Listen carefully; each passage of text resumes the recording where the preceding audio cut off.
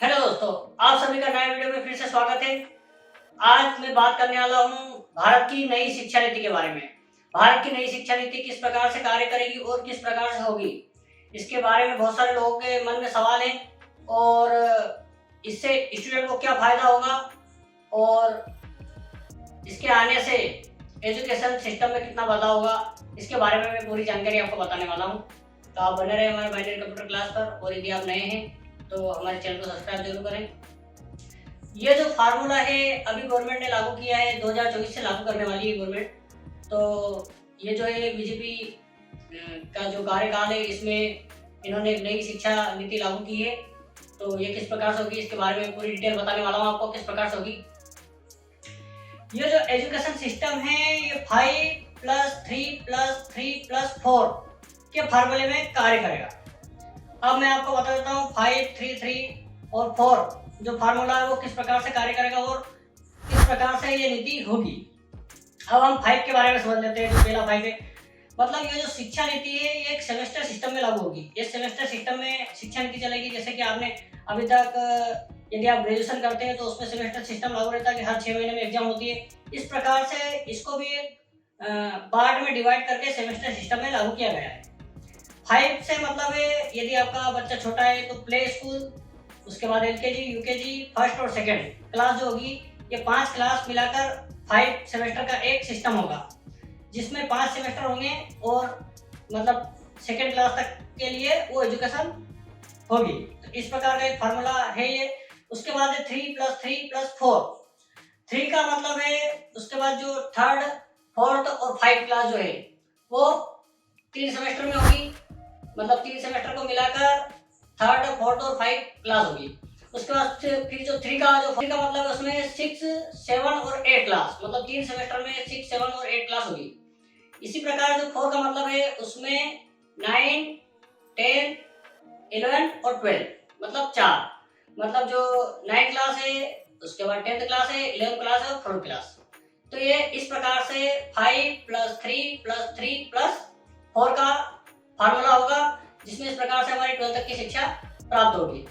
अब जो लास्ट का जो सेमेस्टर होता है, जो 4+ मैंने आपको लास्ट में दिखाया है, उसमें कुछ और भी बदलाव किए गए हैं। उसमें एजुकेशन में एक हमारी भारतीय भाषा का होना बहुत ही अनिवार्य है।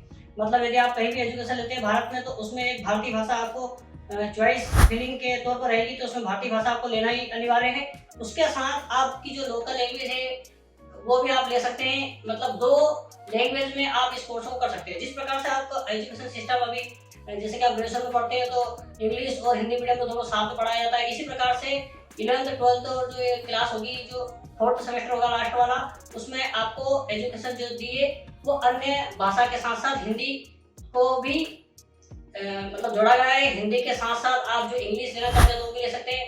इसके अलावा यदि आप अन्य राज्य से हैं, जो भी आपकी राज्य की भाषा है, आपकी बोलचाल की भाषा है, वो भी आप चुन सकते हैं। तो इस प्रकार का एक फार्मूला होगा। इस फार्मूले में एक नई चीज और भी जुड़ी है जो बहुत ही अजीब है, आपको थोड़ा सा अजीब लगेगा। इस सिस्टम में 10th और 12th में जो बोर्ड की जो एग्जाम होगी वो 2 बार होगी। मतलब जो सेमेस्टर सिस्टम है उसमें आपको 2 बार बोर्ड की एग्जाम देने को मिलेगी। तो यदि आप एक बार बोर्ड के एग्जाम में फेल हो भी जाते हैं तो कोई दिक्कत नहीं है, दूसरी बार आपको क्वालिफाई करना है। तो आपको 2 बार मौके दिए जाएंगे पढ़ने के लिए। इसी प्रकार 12th में भी है 10th के साथ। तो 12th में भी 2 बार आपको सेमेस्टर सिस्टम में मौके दिए जाएंगे। मतलब बोर्ड की एग्जाम 2 बार आपको देना होगी। तो 2 बार आपको देना होगी, तो उसमें आपको चॉइस फिलिंग भी कर सकते हैं। आप एक बार भी दे सकते हैं, दोनों बार नहीं देके एक बार भी दे सकते हैं, या फिर दोनों बार दे सकते हैं और उसमें जिसमें अच्छे नंबर आएंगे उसको आप रख सकते हैं और बाकी एक सेमेस्टर को छोड़ सकते हैं। मतलब वही जो आप चॉइस फिलिंग करेंगे उस सेमेस्टर को की मार्कशीट आपको मिल जाएगी। तो इस प्रकार से इसमें 12th में 2 बार एग्जाम देने का सिस्टम भी है, जिससे आपको सिलेबस कम रहेगा।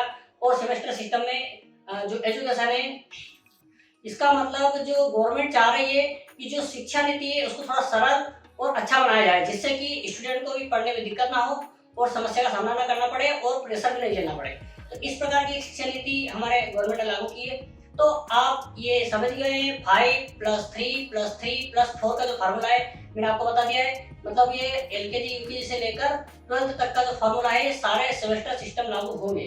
तो इस प्रकार की एक नई शिक्षा नीति हमारी लागू हुई है। उसमें 12th और 10th की जो एग्जाम है वो जो बोर्ड एग्जाम है, मतलब अभी तो 12th का फाइनल हुआ है कि 12th की जो एग्जाम है उसमें आपको 2 बार बोर्ड की एग्जाम देने का ऑप्शन मिल सकता है। तो इस प्रकार की हमारी नई शिक्षा नीति है। इस प्रकार की नई नई एजुकेशन से संबंधित या अन्य न्यूज़ जो अपडेट न्यूज़ है उससे संबंधित जानकारी हम आपके लिए लेकर आते रहते हैं। तो बने रहे हमारे कंप्यूटर क्लास पर और हमारे चैनल को सब्सक्राइब करना ना भूलें। धन्यवाद। जय हिंद।